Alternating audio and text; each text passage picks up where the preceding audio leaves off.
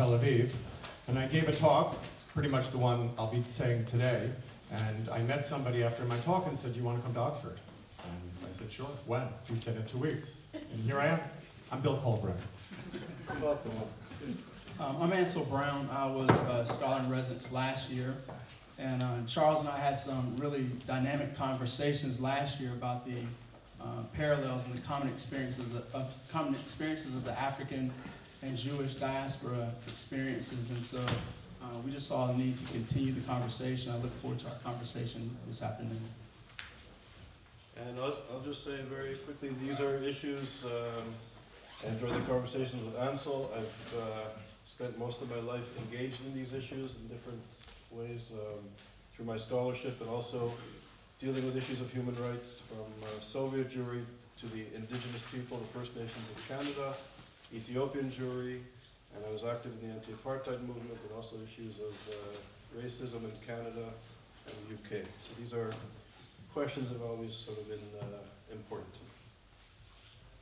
Good afternoon. I'm Kevin Rohn, president of Fisk University in Nashville, Tennessee. And as an educator, a lifelong educator, I've been involved in these issues from the time of being a student to my current position, and it's something that's very important to me. And dialogues, discussion, and education is critical to becoming an informed human being, and so this is really important to me. Hi, I'm Carlton Long. A lot of this has been, I suppose, as for many of us, the water that I've been swimming in all my life. When I was in elementary school, about the second grade, I had been politicized already through conversations with my parents about the civil rights movement. I started off saying, I wrote, "How can you do it in those days? You beat us, mistreat us, and call us your slaves." I was in the second grade. So I was asked to think about these things sitting on mom's lap a long time ago, but more recently, as a graduate student, I came to Oxford around the same time as Charles, in 1984. And with the advice of my dear mentor, Dr. Raymond, I had begun reading PPE and politics, philosophy, and economics. And after a year of just being engaged in that, I said, I have to find something that's more meaningful for me, that's more directly tied to my pain and to my concerns. And that became my cross-cultural study of race, sex, and class in Britain, and the development of a theoretical framework, which I came up with later. Okay, so thank you. So we're going to start, we're going to have each panelist will speak for approximately 5 minutes, and Ansel will start off. Okay, good. Well, thank you so much, Charles. Well, when I look around the world and peer into history and examine the common experiences of African and Jewish communities around the world and throughout history, I find that the commonalities and the parallels in our experiences are profound and striking. Now, that doesn't mean that there isn't a distinctiveness in our experiences, but I do find that there are parallels that are worth further examination. For example, just as Africans were enslaved, so also the Jewish people were enslaved. Just as Africans were exiled and alienated from our homeland, so also the Jewish people were exiled and alienated from their homeland in Israel. Just as Africans had to fight for the right to self-determination, sovereignty, and liberty, so also the Jewish people had to fight for their right to self-determination, sovereignty, and liberty. Just as Africans were subjugated by European culture, we were culturally subjugated by European societies, so also the Jewish people were subjugated culturally by European societies. Just as Africans, whether that be in the continent of Africa or in the African diaspora, we were the victims of demonization, we were stereotyped, we were scapegoated, we were considered social pariahs and a threat to society, so also our Jewish brothers and sisters, they were demonized, they were subjugated, they were stereotyped, they were considered social pariahs and a threat to society. And so as I looked and made these observations, I asked myself why. Why can we not just be? Why everywhere we exist, whether it's in the United States, whether it's in Canada, whether it's in the United Kingdom, whether it's in France, Asia, Africa, why are African people and Jewish people, people of African and Jewish heritage, always maligned, always hated, always the victims of bigotry? And so what I want to do, Charles, if you allow me, I just want to take just a moment to read a couple of paragraphs from a paper that I recently presented at the Racialization and Publicness Conference here at Oxford University that I think may shed some light on this question. And if nothing else, I believe it will be some food for thought for our conversation this afternoon. There is a consistent psychology behind the ethnic alienation of Africans and Jews throughout history. Revisiting the Moses narrative in the Jewish Torah, the psychosis behind this oppression is strikingly manifest.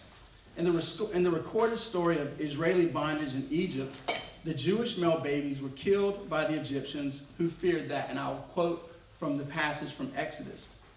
The people of the children of Israel are more and mightier than me. And that's an important phrase. That's really going at what I'm getting at, right? So this was the Egyptians.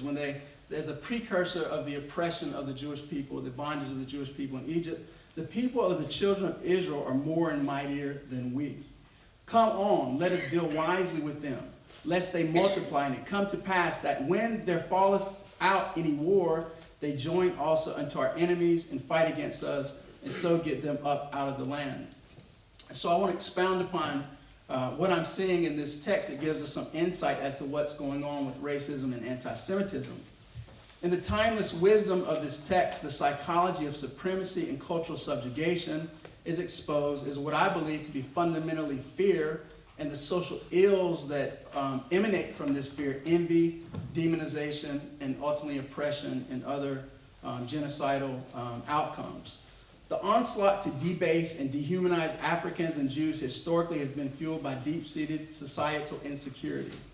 Dominant societies have been keen on their own irrational sense of fragility and observation of the resilience that has sustained Jewish and African communities. Caleb Myers notes in his book, Critical Alliance, African Americans, Jews, and the Middle East Conundrum, that the chutzpah, or nerve, and I would add even strength, of African American and Jewish communities to stand and thrive against all odds is a common characteristic, one that, in my view, has unnerved dominant societies. Dominant societies, in essence, have sought to undermine the self-realization of those they perceive as threatening to their own sense of security. The irrational fear towards Africans has been that they pose a threat to the population of the dominant societies, while the fear of Jews has been that they pose a threat to the power of dominant societies. Not surprisingly, white supremacists habitually attack people of African and Jewish heritage together as an amalgamate threat to white dominance. These ethnic phobias and bigotries are deeply rooted in psychological complexes of inferiority, masked and inverted as superiority. The dominant societies have taken this position to externally stabilize an underlying internal psychosis of perceived weakness. These dangerous perceptions must be overcome by safeguarding the sovereignty of African and Jewish communities to preserve their vitality and optimally contribute to the common good of society, contrary to these false constructions. So essentially what I'm saying here, and I know there's been some discussion about the distinctiveness of African and Jewish struggle against the trials and adversities that we have overcome. I think the analogy is that anti-Semitism is punching up and racism is punching down. Well, I want to add a layer to that to say that I believe a punch is a punch, right? So whether it's a right hook, left hook, uppercut, or jab, I believe that there is a commonality in the fundamental motivation of the punch, and that is this: that anytime you see oppression in our world, whether that's at a domestic level, whether that's at a social level, whether that's at a national, international, political level, I believe that there is always an inferiority complex or a fear and an insecurity that is masking as superiority. And I think Dr. King recognized this in his brilliant letter from a Birmingham jail when he talked about the sickness of Southern segregationist society. So in essence, what I'm saying is that I don't believe people of African and Jewish heritage have been persecuted because of what is wrong with us.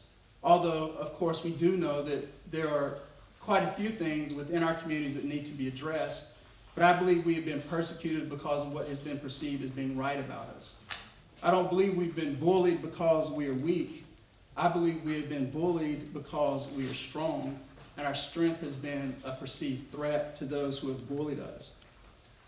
So I think we have quite a bit to work with. I believe we need to stand together with fortitude, with resoluteness, and with solidarity to essentially fight and to eradicate the blight of racism and anti-Semitism in our world. And with that, I will hand over the microphone to my colleagues, and I look forward to the conversation.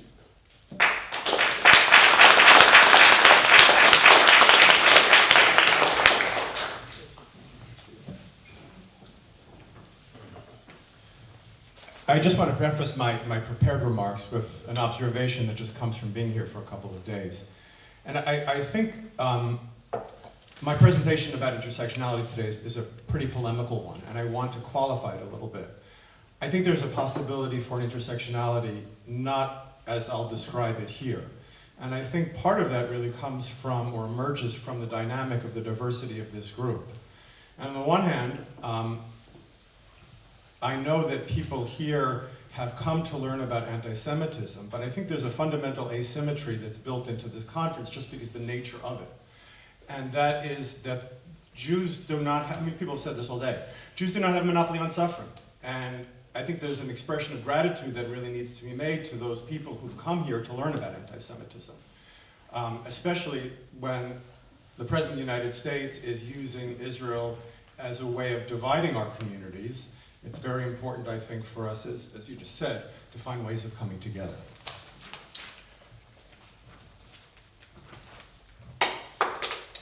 The BDS movement today gets its lifeblood from the Progressive Academy, post-humanist professors with their ideological narratives and millennial students assenting easily and quickly to a tweetable narrative they understand. Indeed, in that narrative, Israel stands for the evils of Western modernity against a fantasy Palestine, one that is sanitized of religious fundamentalism, intolerance, and political extremism. The lack of historical contextualization of the conflict in Middle Eastern studies departments and the lack of historical memory among millennials makes fighting BDS a special challenge. Further, it's not just the millennial assent to BDS which is problematic, but rather the surreptitious entry of anti-Israel sentiment into more moderate discourses about Israel. That not just students, but their parents assent to their children's progressive sentiments, tacitly accept or even just tolerate the BDS perspective, they may have a point. Indeed, it is the collapse of liberalism in America and England, the emergence of populist left and right in the former, that most challenges Israel claims to existence. The post-humanist and Middle Eastern studies departments are no longer honest brokers on the subject. But as a recent article in the Chronicle of Higher Education noted, some of the younger generation of humanist scholars are tiring of the elitism of the critical theory moment that has extended from the late 80s to the current moment. Such scholars should be addressed and engaged and offered a different set of narratives through which to understand the conflict here in Israel, as well as the provenance of the anti-Zionism they may espouse. One of those as yet unarticulated narratives begins in post-World War II Germany and the School of Social Research and the Frankfurt School led by Theodor Adorno and Max Horkheimer. Outside of academic circles, Adorno became known for the proclamation, "No poetry after Auschwitz," by which he meant that the death camps marked the end of any pretense of Western refinement and culture. How, after all, do you write a sonnet in the shadow of Auschwitz? More than that, however, the pursuit of enlightenment and rational universalism, in Adorno's view, led directly to the Nazis, with the distinction between civilization and barbarism blurred finally in the final solution. That is, for Adorno, the promises of enlightenment freedom led to fascism and the death camps. In an ironic set of historical turns, the humanists of the 1980s appropriated the Frankfurt School antipathy towards Western Enlightenment, providing a legacy for today's progressives who have turned their suspicions against Israel and the Jews.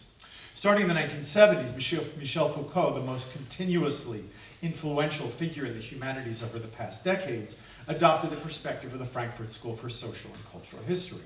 Writing on love, sex, mental illness, and the prison system, Foucault found all aspects of Western life to be in the fields of power, with his discipline and punish turning the prison into a metaphor for Western cultural domination. A self-acknowledged follower of Foucault, the Marxist literary critic Terry Eagleton, with whom I studied here at Oxford, gave voice to the still prevalent academic gospel that reason must be understood as a dominative instrument of patriarchy and enlightenment. The Marxist literary critic, Edward Said, with whom I studied at Columbia, still the guiding spirit of many American Middle Eastern study departments, repackaged Foucault, calling the Enlightenment the master sign of Orientalism and colonialism. In his now canonical Orientalism, bridging between the continental literary criticism of the 70s and Marxist political activism, Said links Zionism, for him the colonialist project par excellence, and Enlightenment rationality. That the real aims of the purveyors of Enlightenment are power and domination is writ large in the Jewish state, standing for the excesses of Western theology and rationality. What starts as a critique of Enlightenment reason and fascism is turned against Israel and the Jews. Enter progressives for whom the modern university is understood to be complicit in the processes of domination, a self-sustaining bastion of, I'm sure you've heard the term, neoliberalism. In a post-electronic intifada, university administrators are said to be deeply embedded in the project of corporate neoliberalism. Further, Zionism and neoliberalism converge, with the contemporary university said to align itself with Zionism as a settler project. The New Arab website decries Israel-American neoliberalism as the place where Western culture hangs its machine guns and parks its drones. Academics may not express this perspective in such hyperbolic terms, but in concert with the BDS movement, they create a moral cosmos as rigid as any to be found in conventional theologies, in which Israel represents all evils, the colonialist nation state, the false promises of liberal enlightenment, as well as the fundamentalism of religion. It's a nice package, right? With the wrongs of the West displaced onto the Jewish state, undergraduates and elite programs in America naturally pass judgment on apartheid Israel, viewing the conflict through the allegorical lens provided by their progressive professors. The further paradox is that progressives are taken in by the cynical uses of Islam, with Linda Sarsour, the master of this art, as a wedge against the ideologies of Judeo-Christianity, when of course Islam carries with it the very hierarchical values against which progressives position themselves most adamantly. But the Islamic purveyors of BDS mask their theological agendas, claiming their monotheism enacts cutting-edge cultural and political practices, especially when it comes to gender, and on the way convince liberals that all evils of the West are somehow distilled in the Jewish state. Indeed, left populists in their political zeal forget that liberal values and institutions they have rejected enable their political voice and standing. We talked about critical thinking, namely the belief in tolerance, a neutral public sphere, and free speech. The millennial break with historical memory, which progressive university professors both cultivate and feed upon, leads to a refusal to acknowledge that free speech is part of a 200-year-old, indeed fragile experiment attempted in only a few corners of the world. That the current Israeli government has aligned itself with demagogues and waged war against democratic institutions does make that argument more difficult to sell or brand. To be successful, Jews must distinguish themselves from cynical right-wing populists, evangelists, and MAGA Trumpers, and show those committed to democracy that Zionism is an outgrowth of liberalism, not its contradiction. Today, liberal Jews fail to remember what would have been obvious to their ancestors, habituated to hatred and violence from left and right. Intersectionality, here's the polemical part, excludes Jews not because they represent among all minorities an unacceptable form of difference, but rather because Israel represents the core ideals against which all other repressed minorities are united together fighting. I know I'm generalizing. The recent exclusion of Jews from intersectional gatherings is not based upon a failure to understand Jewish minority claims, but an image of the Jews and Israel as representing the antithesis of all progressive values. The war against the Jews from both left and right is also against the democratic traditions of the West. Zionism is part of the civilizational process. It's fraught with problems, but it is part of that process, part of the liberal tradition. Like in the 30s in Germany, hatred of the Jews manifests the West's own suicidal tendencies, the penchant for the irrational, now abetted by populist extremists on both left and right. Progressives may pay lip service to the democratic institutions that serve their interests, but anti-Semitism reveals not only their enthrallment to the world's oldest hatred, but to a populism that takes precedence over democratic values. We must challenge those devoted to the traditions of classical liberalism to understand that BDS and its progressive advocates not only undermine the Jewish state, but the democratic institutions upon which our civilization rests. That was more than 5 minutes, but thanks.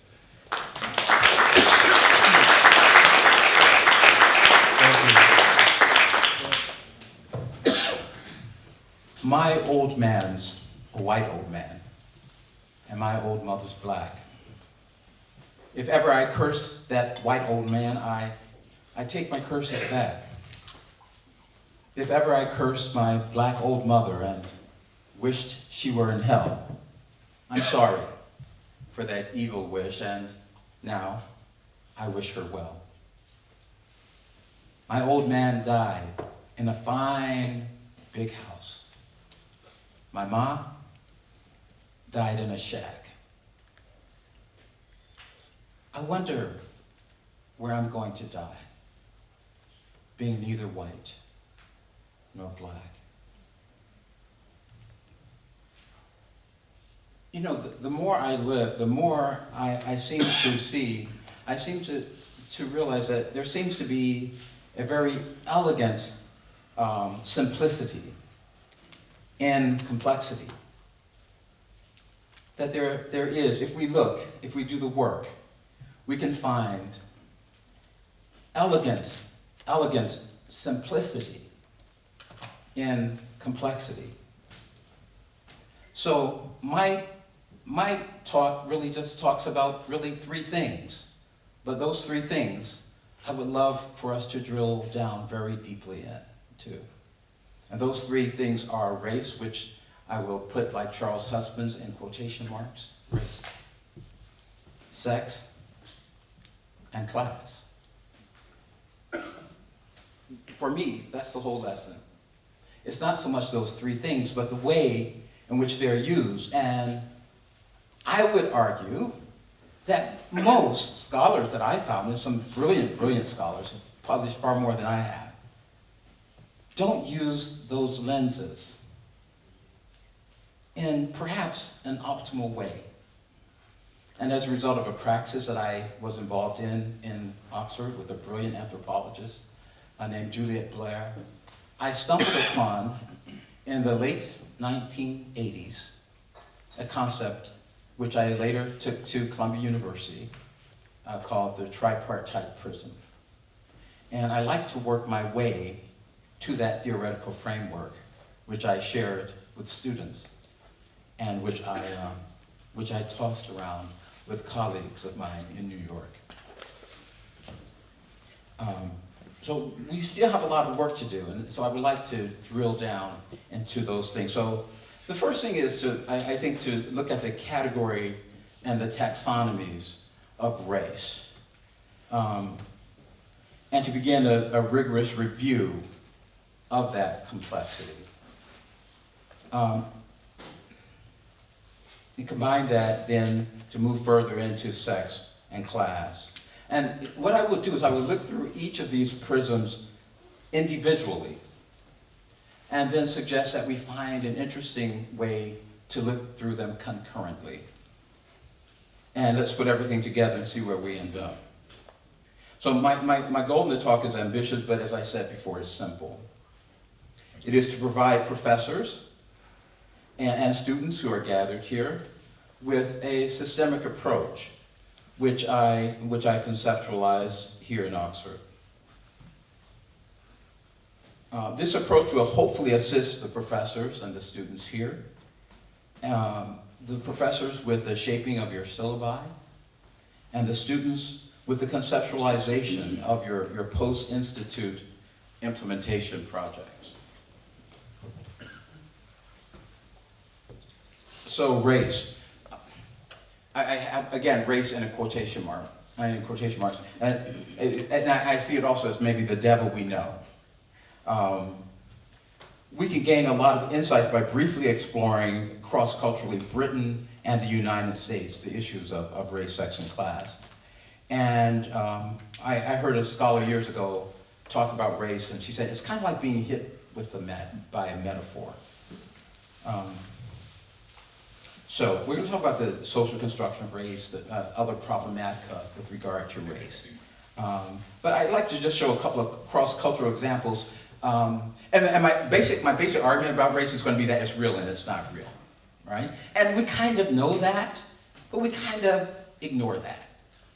So I'm going to invite us to be a little bit more systematic and a little bit more consistent in our application, our understanding of these terms and our use of them. Because I think that they can do kind of what David Hoffman's, one of his presenters, asked us to do, which is to check our own blind spots. So here's race as just a horrible metaphor, kind of, Beowulf, roaming, Beowulf having to fight with Grendel. In 1596, Elizabeth I ordered the expulsion of blackamoors from Britain. Some 4 or 5 years later, in 1601, a British royal proclamation continued to expel these newcomers. And I have to tell you, they weren't identified by their haplogroups, right? They weren't identified by the Human Genome Project. It wasn't that this is an L1, this is an L2, right? This is how they were expelled. This is how race was made to seem real. The Queen's this is a direct quote. The Queen's Majesty has been greatly distressed in these times of dearth, and all the more discontented to understand the great number of Negroes and blackamoors which are crept into this realm. A great annoyance of Her Majesty's own liege people who want relief that these people consume. They are also, with all speed, to be avoided and discharged out of Her Majesty's dominion.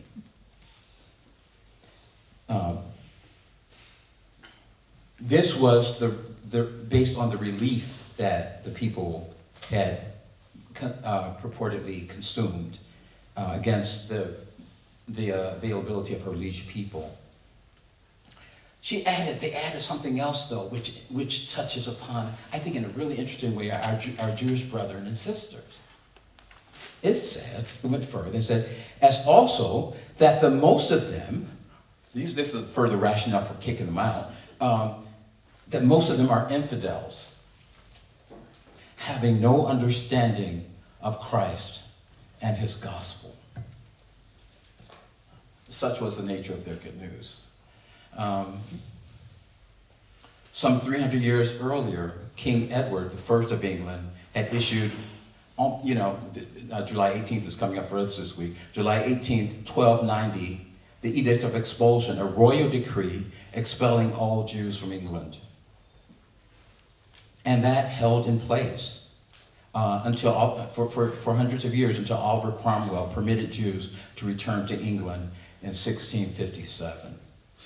They were allowed then, and only then, to practice their faith openly. So Now, if we interrogate the concept of race further, we can see multiple ways in which the alterity which is manifested through skin color, phenotypes, and other forms of otherness, such as faith, and other aspects of ethnicity, cause a powerful hegemonic actors in England and colonial America to act. Again, let's hop across the pond and see how race kind of seemed real, was made to seem real to the early colonial settlers. The earliest record which we have, and I know that many of you already know this, the earliest record that we have in the United States about the presence of enslaved Africans in the New World came in 1619. John Rolfe, secretary and recorder of the Virginia colony, wrote as follows. About the last of August, he recorded, there came to Virginia, and he names the ship, a Dutch man of war that sold us 20 neggers, N-E-G-E-R-S. That sold us 20 neggers. I'm sorry Femi's not here, because I want him to hear this part. They did not say they sold us X number of people from the Igbo ethnic group. They didn't say they sold us Y number of Yoruba men, or Z number of Hausa women, and Z prime number of Fulani women. Said they sold us 20 neggers. They were conflated into one flat, unscientific identity. We know contradictions, those of us who have studied quote-unquote race in the United States, we know the contradictions and the hypocrisies that prevailed all too well in the United States, in ways in which race was again used to seem real. And our hero, U.S. naturalist, Lockean, Thomas Jefferson, gave us some interesting texts as well. Let's take a peek at what Thomas Jefferson almost had put into the Declaration of Independence and was kind of yanked at the last minute. One of his criticism of Thomas Jefferson was that he has waged cruel war against human nature itself, against its most sacred rights of liberty, in persons of a distant people who never offended him, captivating them and conveying them into slavery in another hemisphere, or to incur miserable death in their transportation thither. This piratical warfare, the opprobrium of infidel, begins with Jews but doesn't end with Jews. These infidel powers is the warfare of the Christian, does that mean white? Of the Christian king of Great Britain, determined to keep open a market where men should be bought and sold. This was almost in our Declaration of Independence. Can you imagine your fourth grader reading this? He has prostituted his negative for suppressing every legislative attempt to prohibit or to restrain this execrable commerce. Just one comment about that later. There are many other examples from text, and we can delve into that later. But we can begin to see how race is beginning to be made to seem real. We're establishing a pedestrian definition of race, a common sense definition of race, which I would argue is a horrible inheritance and something that many people still quite unscientifically believe to be real. So that's the first lens of my tripartite prism.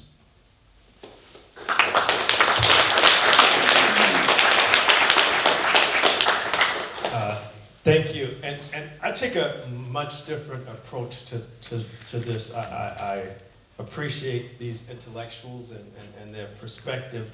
As a college administrator at a a university. I'm more of a practitioner in my day-to-day. And I consider myself a quasi-intellectual. And the reason I say that is because just like most people I talk to on the campus, I can look at the information, I can take in the information, but as a quasi-intellectual, I can be emotionally charged, and I can ignore the facts. Because that's what most people do. No matter what the facts are, they interpret it, and they disregard what they don't like. And so when we talk about intersectionality, one of the things that I did as I was coming here is I talked to several different people, some friends, some not, some formally educated and some not.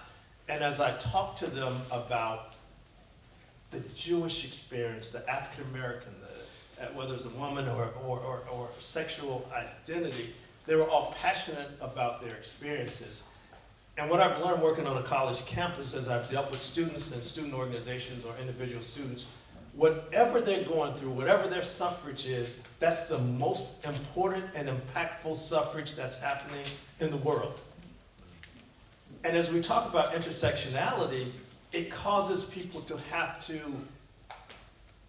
acknowledge that we've all gone through something, and what you went through is what I went through isn't as significant as what you went through. And what I was trying to figure out is, why is this notion, this rejection of intersectionality between Jews and African Americans or black people or others, why is there resistance? And from what I could ascertain as a quasi-intellectual is that when we admit that there's intersectionality, we admit that someone may have gone through something as devastating as what I've gone through. And as I talk to many African Americans, when we talk about slavery, there's nothing more horrific than slavery that a people could have endured. And that's from people, whether they're intellectual or not, is that nothing can be worse than that. But as I've talked to some of my Jewish friends and colleagues, when they talk about their experience, nothing could be worse than what they went through. Nothing. And so once we come together and can decide that one doesn't trump the other, that we all went through something, we can have intersectionality. But until we get to that point, it's all about what I've gone through. And one of the things I realized in higher education, and I came through student affairs, and many student affairs administrators, and if anyone is in higher ed and works in student affairs here, they work all the time. They work day and night, they're always on the campus. And one of the things I would say to them is they always complain about how much they work and that they work when no one else is working and their experience is so much tougher and they get paid less. And I talk to them and I say, many of them, I say, get off the cross. Because all of them want to get on the cross and say, what I endure is so much more insignificant than any other worker on the campus. And so when we look at a lot of these situations and the identity behind them, it's about who went through the most. It's not, and it's emotional when you start talking to people about the history that they've endured and you start to interpret it and the facts go out the window. Because it's emotionally charged. And so as we do this work, we have to get to a point which is very challenging, particularly when you're working with students. When a student comes into my office and they're upset and they're emotional, I can state all the facts, I can state the policies, I can state everything, but they're not moved by that. The only thing they know is, I've been wronged, something's happened to me, and I want you to do something about it. And I don't care what the rules are, I don't care what the policies are, I want you to do something about it, and I want you to know what you're going to do to the people. And if you know anything about the rules of a university with FERPA, you can't discuss how you resolve cases, even with the injured. But the injured wants to know that someone suffered for what happened to them. And so as we talk about a lot of these issues, we have to be cognizant that there's a dichotomy that exists. And whether we want to accept it or not, there are two sides, or more than two sides, to every situation that we discuss. So what we have to do is start engaging people to the point where we can acknowledge their suffrage, but at the same time getting them to acknowledge the suffrage of other people. And one thing, and I'll be brief with mine, one thing I know is I've worked in some challenging environments, and I've worked at some universities with some very privileged students. And one of the things I noticed from the students who had great privilege is, if they had an issue or they felt they were suffering, no matter how minor I may have thought it was, to them it was the most important thing in their life. And I could trivialize it, but for them, it was as significant as what any other student was going through. And that's kind of how I believe from my observations that people think. What you go through is significant to you. And it may be small to another person and they can outsuffer you with what they've gone through, but what we go through in our minds is real. And we have to acknowledge that, and once we can acknowledge that people believe what they've gone through is significant and their suffrage is real, and I'm not going to compare my suffrage to theirs, but I can acknowledge that they're suffering, I think we can get to a point of intersectionality, but it doesn't have to be the same. But most of the times we want it to be the same, or we want to say, well, I was a slave, well, I was a slave too. Well, I lost my land, well, I lost my land too. Well, I did this, well, I did too. But you didn't have to go, you didn't do that. But the reality, it doesn't matter. It's that we've all gone through something and we have to acknowledge it.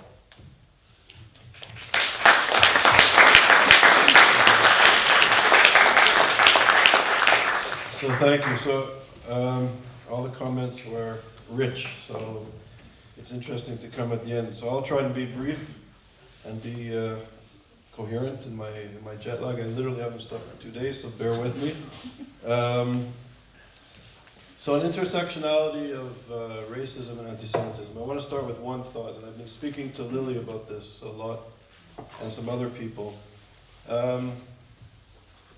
This is just a thought. Some of the Jewish-African commonalities, in addition to what Ansel was saying in terms of exile and slavery, is also the commonalities that we have, in a sense. The Jewish people came out of Africa. We came out of Egypt.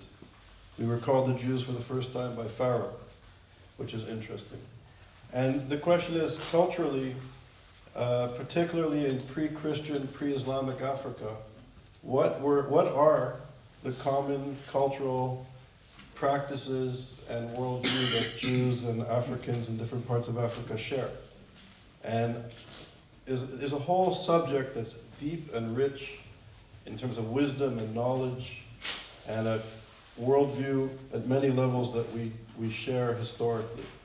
And it would be amazing, I think, and maybe a space to find commonalities if we begin to explore this and share this, rather than solely, although vital, racism and anti-Semitism is vital. We do a whole, ISGAP is dedicated to the study of anti-Semitism and other forms of racisms.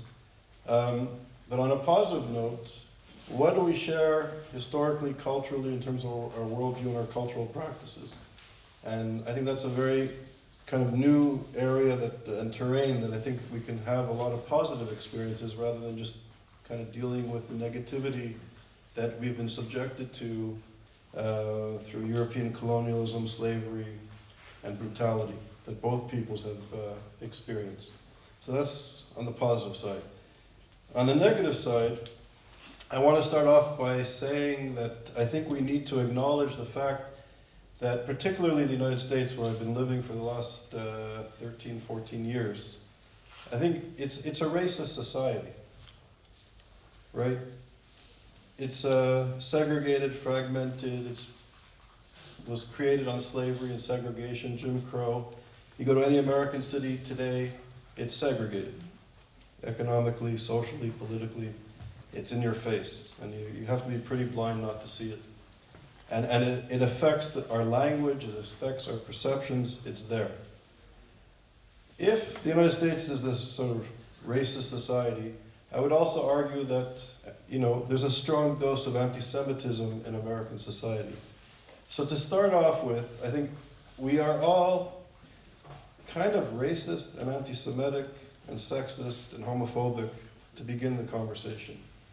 And I think that we have to really come to terms with the stereotypes that we've been socialized, and these stereotypes are reinforced every day, every hour, through social media, through television, through our friends, through our family, through our places of worship. It's there. So how can we, as intellectuals, as critical thinkers, come to terms with the society that we live in and the assumptions we have of ourselves and of the other? And I think that some of the conversations that we're having in this space too, I think we all really need to kind of redouble our efforts to kind of catch ourselves. You know, to what extent am I, not if I'm racist, to what extent am I racist? To what extent am I anti-Semitic? Me. To what extent am I sexist and homophobic and classist? So these are very important issues. Frantz Fanon said famously in France, when the anti-Semites were speaking to Fanon, this group of African intellectuals in Paris, you know, Fanon famously said that when the European intellectual leaves the room after he had spoken about the Jew, right, remember that when you leave the room, they're going to be speaking about the African. Okay, so the interconnectedness of anti-Semitism and racism, it goes way back, and it's strong in our communities as well. So these are things to think about. Malcolm X, I think I spoke about this earlier, when he went to Mecca, when he left the United States of America and he went to another society and realized in different parts of the world people perceive identity and the world differently. And I think for us in the United States and in other Western countries, we have to be mindful of the fact that there are strong, wise, ancient ways of seeing things that are different than the way we perceive them. And they're vibrant and they're alive in this world today.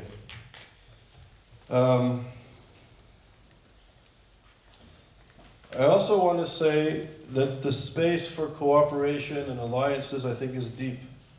And Carlton, who's my partner in this whole project, who's been a friend and a brother in the truest sense for decades, we spoke about it earlier. I think the Jewish commitment, part of the Jewish community's commitment to civil rights and the anti-apartheid movement is not self-interest, although maybe there were some benefits that were derived from being active in the civil rights movement and the anti-apartheid movement to the Jewish communities. That I'm sure exists. But for refugees from the Holocaust, from Europe, to find themselves 10, 15 years later, sort of in the heat of a changing society, in the moment of the civil rights movement, it doesn't take a great leap of faith to understand that people who experienced a racist, Nazi, fascist regime, which touched every single European Jewish person's lives, that they find a racist, segregated society where they're living in a time of change, of course, many would be concerned and attracted to the civil rights movement. It doesn't take a great leap of faith to understand that. And I'll just tell you about my story, and I know a lot of Jewish people's stories in the West in the anti-apartheid movement. I've said it earlier. In 1983, I had a political science class. Professor Sam Newmoff gave a presentation to a class at McGill University about apartheid. I went up to him after class and I said, "When did apartheid end?" 1983. He said, "No, Charles, it still exists." I was shocked. And I said, "When do you think it will end? It's going to end any day now?" And he said, "No, we don't know. It's still firmly entrenched." And I was shocked. I couldn't believe that a society was being governed by an ideology that was not so dissimilar to fascist Germany and Nazism. And I not for self-interest and benefit, I became deeply involved. I lived in squatter camps. I was shot at. I struggled. I'll remember distinctly landing, I took a flight from Montreal, I landed in Amsterdam, and that was when the European Union was starting to do multilingual airplane announcements. And I remember landing in Amsterdam to meet my professor who was in exile for 25 years, Shengia Ragavan, who conscientized Stephen Biko into politics. And I remember landing to meet him. He was in exile for 25 years, and then we were going to Durban. He was the first time back in 25 years. We met in Amsterdam, and we flew to Durban. And he had a homecoming for a hero, which was amazing to witness with him because he was in exile for so long. And I remember hearing German announcements as I was landing in Amsterdam thinking, wow, it's a miracle that I'm alive. It's a miracle that I can struggle against this fascist, Nazi, racist regime. And that I'm alive. It wasn't self-interest. I was proud to be a part of a struggle. And what I benefited from, I learned a lot from the people of South Africa. And the wisdom and the humility in which many people struggled for human decency. And to be a part of that movement, I learned a lot. So it was an amazing experience. And a lot of Jewish people were part of that. And as a footnote to the anti-apartheid struggle in Canada, the Jewish members, only the Jewish members of the anti-apartheid movement in Canada, we were all harassed by the CSIS, which is like the Canadian Secret Police, because the Jews were perceived by them as communists. So how, communist Jews helping the African National Congress, which was a communist terrorist organization in those days, only the Jewish members of the anti-apartheid movement were harassed because of these stereotypes. But we dealt with it proudly. These are just random quick thoughts, and then we'll open it up for discussion. I think we also have to be mindful, of the reactionary forces in both of our communities. The Black Lives Matter movement is not monolithic, and it's a very important movement, in my humble opinion, for whatever it's worth. But there's a part of that movement that is being influenced directly by the Nation of Islam. Directly. And we've done research on this. The Nation of Islam is paying young artists, hip-hop artists, who are very important in the African American community, to denounce Israel and Zionism. The whole movement from Ferguson to Gaza is a very important element of the Black Lives Matter movement. It's a direct result from the Nation of Islam, directly. So we also have to be mindful of how these tropes are being influenced in this sort of African American, Jewish American dialogue on these issues. And I was going to say one more thing, but I'm tired on this issue. It'll come back to me later. So I think this is an important element of the terrain that we have to negotiate and be aware of when we start to. Oh, the thing I was going to say. The Anti-Defamation League, which is a human rights organization dedicated to fighting discrimination of all kinds, but is sort of in the Jewish community.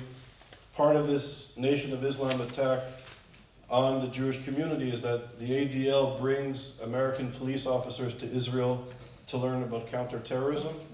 And the trope is that the ADL, the Jews, are bringing American police officers to Israel to teach them how to kill young African American men.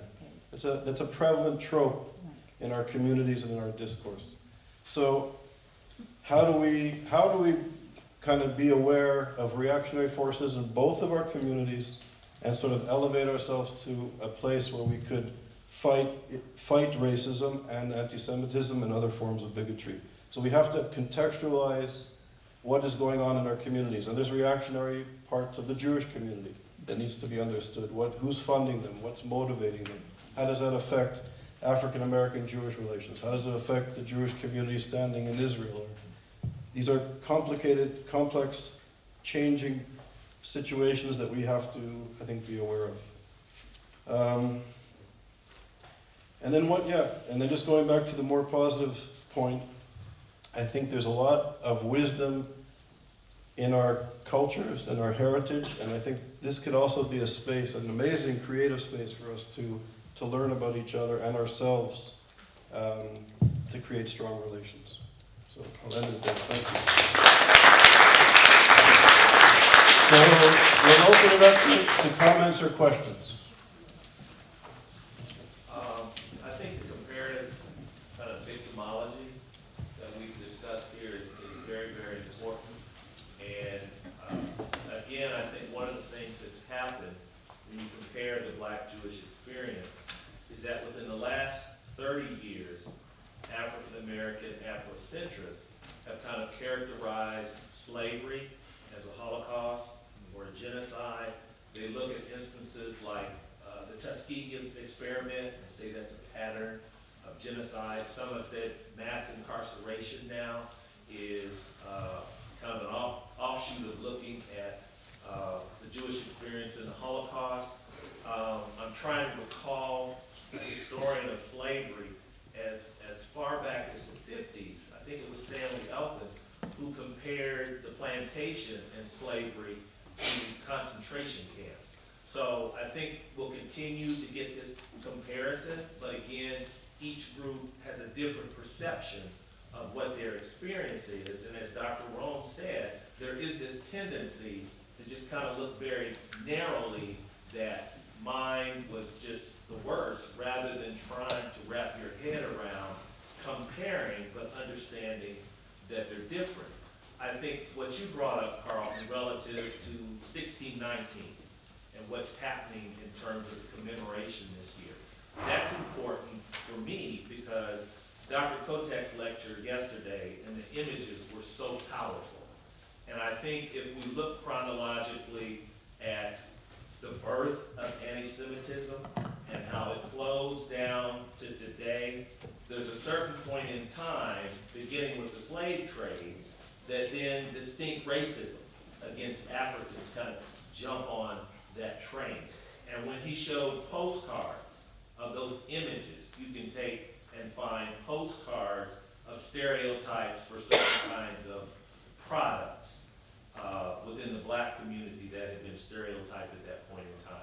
Postcards with lynchings, and he showed the one image of Leo Frank in Georgia.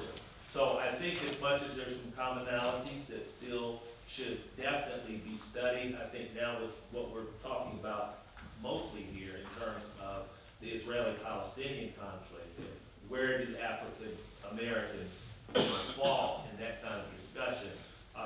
There's plenty of room for analysis moving forward on all of these different kinds of things. So I appreciate all the comments. Thank you, Marshall. You gave us a lot to chew on. I'll just hit on just a little bit of that. I think you're absolutely right. You know, and as a comparativist, I really understand. I really learned to appreciate as I was going through my research here, my comparative research looking at racial policymaking in Britain and the United States, especially of the 20th century, but that forced me to look back in history as well.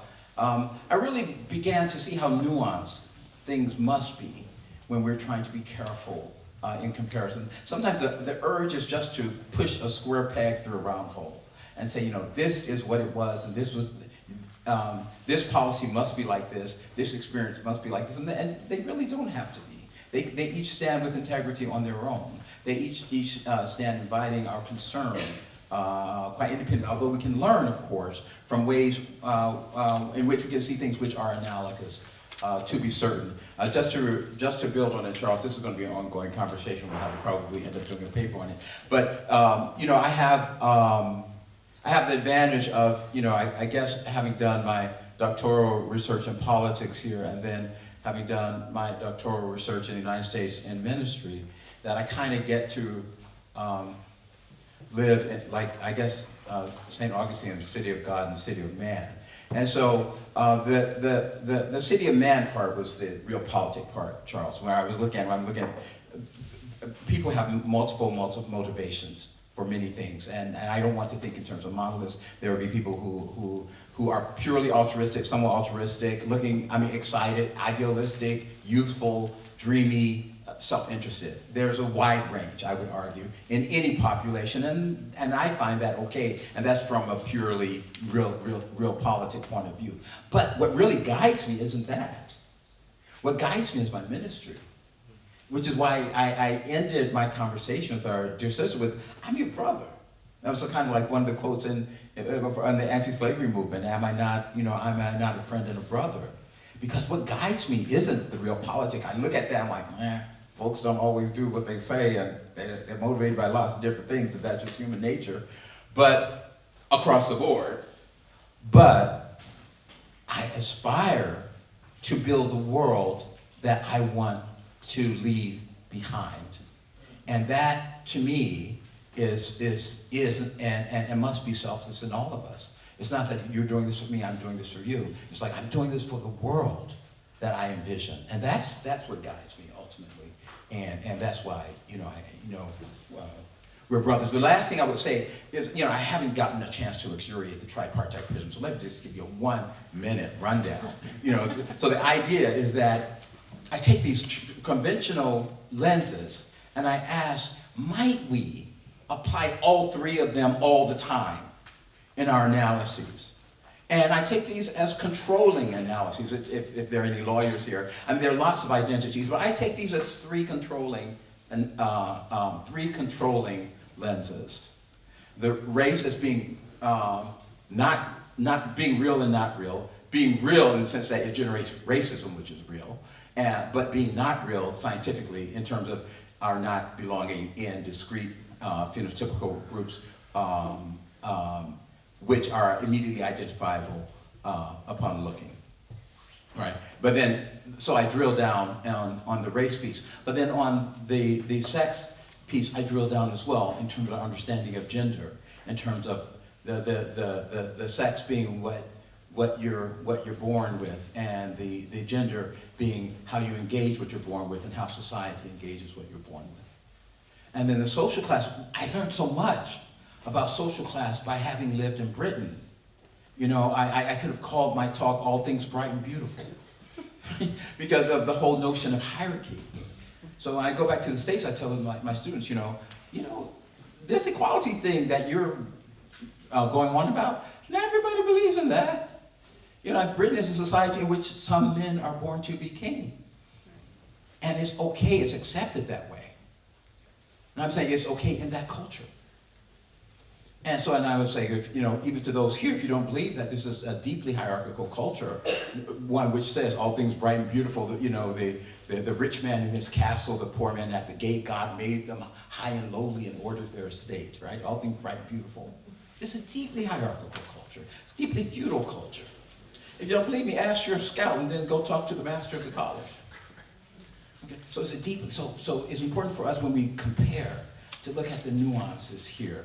So when I drill down in terms of class, I learned to look at it as not just the money, which we often see as in the United States, but it's the lineage, which is so powerful in Britain. So you could be a member of the nobility here and be very broke, and you're still the nobility because you have your plummy accent. Yes, of course. Right? So class matters a lot. So I say, if we drill down, if we apply all of those, we can check our own biases. Because I might not look at, and the final thing that I'll say, and it gets all messy. I said, the shorthand I use when we look at problems of womanism, feminism, and all this, I say, those Klan uniforms, prior to the women's rights movement, didn't sew themselves. Right? So we have to find ways to forge allegiances and ways to be more human to one another. And I would submit, and I share with my students at Columbia, that if we try applying those lenses and see the reality and unreality of race, look at Barbara Field's racecraft, things like that, we might get a little bit closer to where we want to be. I'd just like to add a little bit to that. I think, first of all, the idea of competitive suffering never leads to anything really good. Shakespeare's Lear says, I am more sinned against than sinning.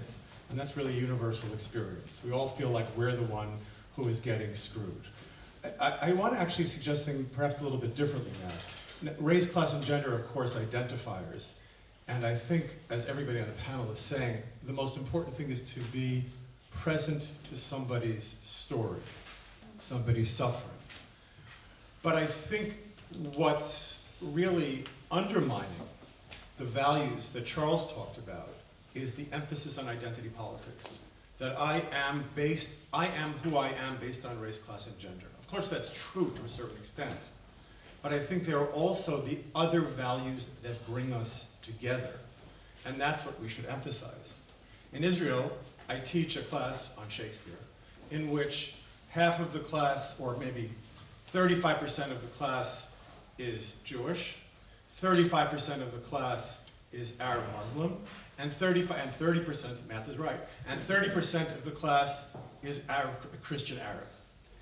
In that class, there is no room for identity politics. Because if we don't uphold the common value of conversation, tolerance, mutual respect, and that's not easy, right? Tolerance is one thing. Mutual respect is already going much, much higher. Those are the values that keep the class together. I explained to them, or tried to explain to them, what a safe space and trigger warnings were. They were incredulous at this idea. When people are killing themselves down the block, you can't entertain such things. And then at that point, the values that Charles mentioned, those become primary. And I think that's the intersectionality that we can build here. Our common belief in justice, toleration, reasoned discourse. Of course, not all will be pure of motive, but as I said yesterday, enough may not be everything, but enough is enough. No, no, I'm fine. Okay, we have a quick. What I'm getting from the talk is that right now we're in a world where there seems to be a revolution of simplicity, where we love to reduce society into this very simplistic thing. I'm looking at how the word apartheid is used. For a lot of people who do not know the history of apartheid did not start with Hendrik Verwoerd signing it into law. Apartheid started the first day that Jan van Riebeeck landed in the Cape and decided that these people who are different from me shall be lesser than me. Apartheid was the end of how colonization actually developed and formed itself. So apartheid was the ultimate white supremacist movement within Southern Africa, because apartheid did not only affect South Africa, it also built Rhodesia, Namibia, Botswana. It forced people to become strangers in their own bodies, to not be who you were.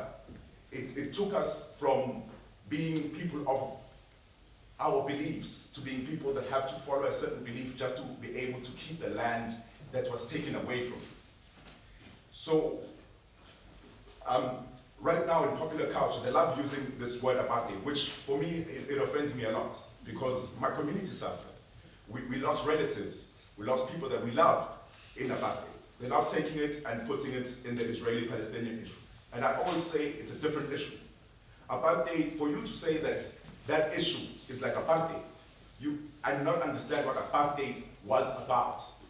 Steve Biko speaks about how apartheid destroyed the mind of the African for him not to even know who he was, when he could not understand his name, know his language, or his ancestors, therefore unable to connect with Africa itself, where the African's dream was to become the Christian, the white man, a British man. And it seems that we've allowed these very simplistic terms to now take the center, where it's Israeli apartheid, where this word apartheid is not understood by a vast majority of people, which I found it's become quite popular. Not understanding that when apartheid started, it massacred not only nations, but it destroyed the nation that could have been formed. It destroyed futures that could have been, and created a country right now which is faced with apartheid. South Africa is still living through apartheid. The same structures that apartheid built are still there. The economy is still ruled the same way.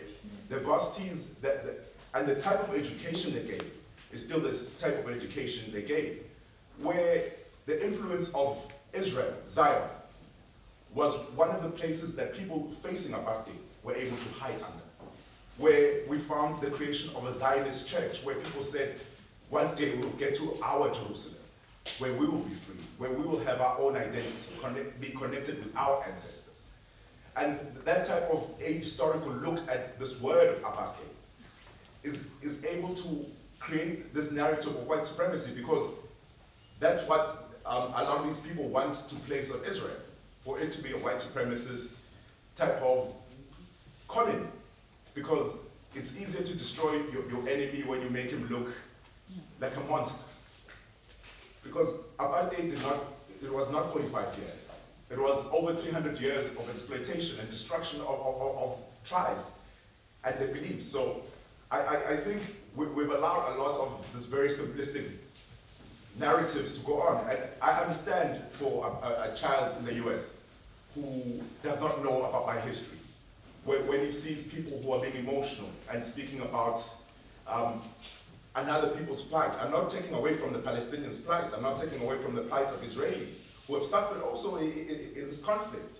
But the ability for people to use a narrative that takes away from the only thing that I still do have as a person, it's quite painful. So what am I as a South African, as a Zulu, supposed to have? They took my culture, they nearly took my religion, they nearly took my language. So the only thing that I had was my suffering. Now it's just a commercialized ideology meant to destroy another people. Wow. Wow.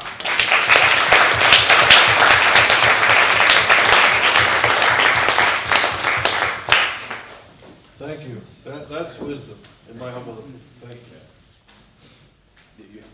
And so, Steve, you want to say something? Okay. Just to add a little bit. I really appreciate everything you said, and the thing that also resonated with me is the simplistic categorizations. And I think we have to go deeper. And in a way, race, class, sex.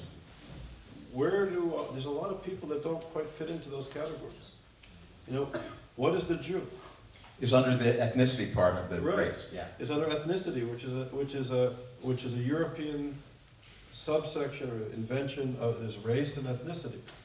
So for Jewish identity, and many other identities in the world, in Africa and beyond, in Asia, Jewish identity is much deeper than a race or an ethnicity. And there's wisdom in our identity. We're a nation, we're a people with a strong history. And just to add to this, there is contradictions and issues of discrimination in Israeli society. However, with all the issues that are going on these days with Ethiopians and Israelis, when the Ethiopians came to Israel, when they were airlifted to Israel, the reaction of the society was to celebrate. There were spontaneous celebrations throughout Israel when they arrived. That's not to say there's discrimination and racism in Israel. There is, and there's some serious problems. But there is this belief of a people that transcends European notions of ethnicity and race, where it was sort of a biblical prophecy that many Jewish people identified with, that we're coming back from the four corners of the world to Israel. And that's a layer of our identity. You want to say? I listened to that, and that's similar to the reactions that I received from others as they talk about their own plight, their own experience. And as I listen to that, there are African Americans who feel exactly the same way in the United States about what is still occurring as an African American male. I still live in fear. If I'm driving, I don't know what's going to happen to me driving down the street in the United States today. And I'm just one of many, and I know there are many different populations that feel the same way, and we don't want to undermine or belittle someone else's suffrage, but there are many people who feel the same way throughout the world, and it's not trying to compare my experience to someone else's, but no one owns it. And that's the thing about this, is that no particular ethnic group, population, place, no one owns it. It's what you experience. And there are African Americans who don't know their last name. They don't know where they come from. They don't know what could have been, and they still suffer. And we look at the treatment in the United States. Even you look back at 1790 with the naturalization, the Naturalization Act. Any white person could be naturalized as a citizen in the United States, but no other person. In 1862, you look at the Homestead Act. They gave land, basically gave away land in the United States, but no African, no Native American, unless you are a European, a white European, you could not be part. And those effects impact people today. Even though it happened, we still suffer from what happened during those times. So suffering never ends. But how do you come together and work together to address those who have suffered so that it's not all about the suffering, it's about how do we help each other to overcome what we've gone through, because we've all gone through something. And I'll just say that I think that's an important point that Dr. Rome makes and that he made in his presentation, that we not expropriate the sufferings of the other. Because you're not doing someone a favor by saying, oh yeah, this was also a Holocaust, or this is also apartheid, or this is also segregation. But what I do believe affirms and uplifts the suffering of the other is when you say, hey, as a human being, I know what it's like. I've been through it. You can sort of intellectually, Charles and I talked about this, about sort of intellectually understanding what's happening with BDS and how it impacted us when we experienced it firsthand. If you've ever had a physical trauma, for example, you could intellectualize it all day, but until you've been through it, you don't really fully understand what that trauma is like. Whatever trauma it is. And so that doesn't mean that you say, hey, my Achilles rupture was the same as Kevin Durant's. I ruptured my Achilles, right? But when I saw his Achilles pop in the videos time and time again, there's something in my humanity that understands me. I know what it's like. It's not the same rupture. The same things are not at stake. I wish I was on that level, right? But nonetheless, I know what it feels like. I know what I can't say that I exactly know what it is like to have endured apartheid, but I do know what it was like for my mother when she walked to school on buses and the white kids she walked to school by foot and the white children spit on her. I know what it's like. I can't say I know it, but I hear the stories of what it was like for my grandfather when he went to take his kids to the swimming pool. And he had to explain to 5-, 6-year-old boys of why they couldn't swim in the white swimming pool. I know what it's like. I know what it's like when my father was a star athlete, which I'll talk about more tomorrow. And spectators ran onto the field to stop him from scoring a touchdown. I don't know what it's like to be in apartheid, but I know what we experienced. And because of what we experienced, I can empathize and stand in solidarity with you and your pain and suffering. And I think that's what the opportunity is that presents itself to us as African and Jewish communities and our common sufferings. That's what I'm talking about. Not that it's the same suffering, but that we can understand what it's like. And we cannot quibble about whose suffering was worse, but that we can empathize with one another. And that's what's really going to move us forward.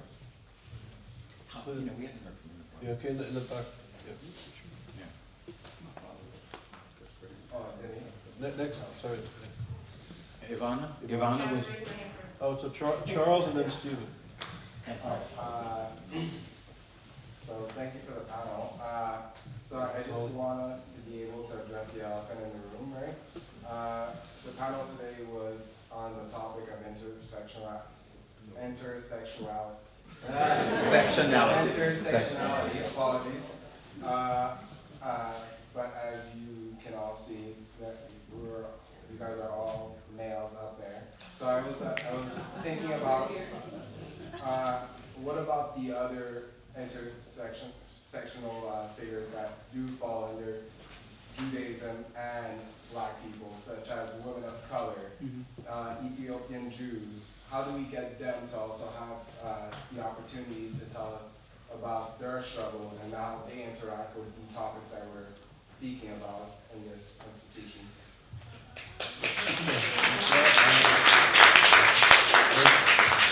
It's an important, valid point. You're right. You have to understand a lot of this was put together. People are traveling in and out. I wish there were other people, women on the panel. Katja was supposed to be here, but she couldn't stay. It's hard to coordinate everybody's traveling through. And we discussed that. Yeah, and we We were having sidebars out here saying. But you're 100% correct. It's true.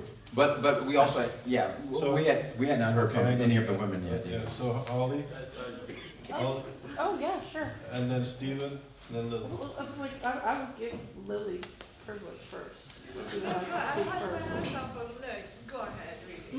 Mine was something a little bit more practical, because this is the first college president administrator we've had speak. And one thing among the professors that we've talked about, when we're having our after time conversations or dinner conversations, and talking about how are we going to build our classes on our curriculum, one thing that's come up has been how do we convince our college administration that this curriculum is not just valid, but very, very essential. Right? So as a college president, as an administrator, now, obviously, FISC is not every college, and you encourage us very openly to fight for social justice as faculty. What kind of advice would you give to my colleagues, many of whom are lower level administrators or department chairs, with how they can explain or convince their home institutions that this kind of curriculum should not just be their one class they're creating here, but part of their curriculum throughout? Well, one of the things that's so important, particularly when we're working with college-age populations, and many of us still work with traditional, some work with none, but it's identity development. And it's important for our students to be exposed to different philosophies, theology, you name it. It's that exposure is so important because it helps frame who you will become. I wouldn't be the person that I am today if I hadn't attended Morehouse College at a time where we demonstrated apartheid, we marched, we did all of those things, and they still shaped my thoughts and beliefs. But if I hadn't been exposed to it, I probably wouldn't be as open to it. And so I think it's important for the faculty to really get the students to be the advocates, because when students are the advocates, they get listened to, and that's just a reality if you have students. And then we have to be careful how we use students, because I am guilty of helping students to explain what a university needs to have happen without it being my voice, and I can own that. And as an African American working at majority campuses, I found that it was more effective to use the voice of the student at times than my own voice, because it was listened to in a different way. And so we really have to look at how students are empowered to influence the university. Because when students speak, I think we should listen, but also faculty have to be persistent with their voice and use every opportunity to influence the curriculum. And I think that's really important, because the faculty own the curriculum, and the president and the administration does not own curriculum. And we get into a slippery slope when the administration is trying to drive curriculum. And I think there has to be a separation, and we have to allow faculty to do what faculty do, and that's the teach, that's the pedagogy, and the curriculum, and administrators should really stay out of it. But that's just my philosophy and my belief, and we have to challenge presidents, because some presidents become very controlling, and they want to control all aspects of the university, but that's not how the university was designed. Thank you. Lily? Well, thank you so much. I'm really happy that this panel is on, and we're discussing really profound and important issues. Two things really. I find it extremely problematic when certain words are used, like concentration camps, apartheid, and genocide, within categories that do not fit, that I think are misplaced. Because if you really know the history or the embodiment of these words, then we will be quite careful how we use them, as my brother here has denoted regarding apartheid. I mean, just to say that, I've studied Jomo. I'm not a colonialism expert, but I've used it extensively in my own work, in my dissertation, and in my teaching.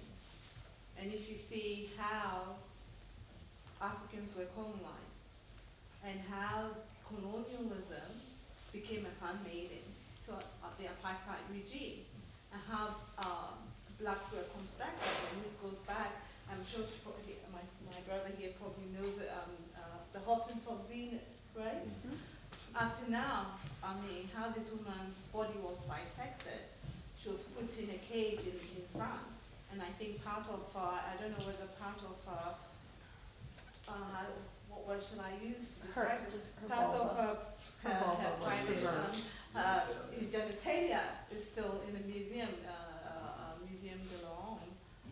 You know, how they demonize the black bodies, or in terms of how they sexualize or racialize black bodies. And this sort of connects to a lot of the things that we've spoken about, especially when we look at cartoons of the demonization, the dehumanization of the Jew, all those stereotypic images, stereotypes, projection. So what I can say is, in terms of looking at the Jewish people, or the African people, or African American, or however that you want to see, there's more that binds us together than separates us. Seriously, there's more that binds us humans than separates us. In terms of our own suffering, although the suffering is on a continuum, okay? And obviously, whatever my suffering can never, I mean, I didn't go through colonialism. Colonialism, I mean, can never be how maybe the Jewish suffered in the various concentration camps. You know. So finally, I mean, just to end, Asha, just give me one second. No, we're getting signs from. Oh yeah. It's that we should really concentrate on what binds us together, right? In our own ways, than what separates us. Right. That's the way forward. Sorry. What's the risk if you don't do that? Right, if I can just say very quickly though, in response, I honor everything you said, and I love it. So I agree, especially in terms of the language and our being very careful. I think that's a great moral call, a clarion call for us to be more careful. I think that's true. With regard to the other question, I loved it about, you know, where are we with regard to the literature and our own position with regard to thought. I'm very much in the womanist camp. And I rely a great deal on Angela Y. Davis, bell hooks, and not just Angela Y. Davis from Women, Race, and Class, but all the way back to If They Come in the Morning. And so that's where a lot of my discourse is, and I will write this up and share this with anyone who wants to get into the luxuriation of those points, because they're terribly important. So the wheels are going to kill me, but 2 quick points from Stephen and Sagen. Very quick, please, because they're. I just want to No, say that's that it. That's it. we Okay. as Jews should be asking questions, though, why American police departments continually send their leadership to Israel to train to come back to the United States and exercise those. It's not necessarily Israel's fault, but nevertheless, American police, 4 different police departments have gone in May and June of this year. Detroit, Cleveland, Cincinnati, and Mount Lebanon. So I just want to say that. So yeah, unfortunately, the Israelis have good experience. So again, final point. Thank you very much, the panelists. I just want to ask 2 questions. You don't have to answer now, but before the end of the conference, we have to think about it. Having identified the commonalities between Africans and Jews, what do you propose as way forward in terms of partnerships and projects that could be mutually beneficial between the 2 groups? Okay, that's my first one. The second one is on liberalism. I would like to frame the question differently, but with the constraint of time. I would like the Jewish community to ask this question. What challenges liberalism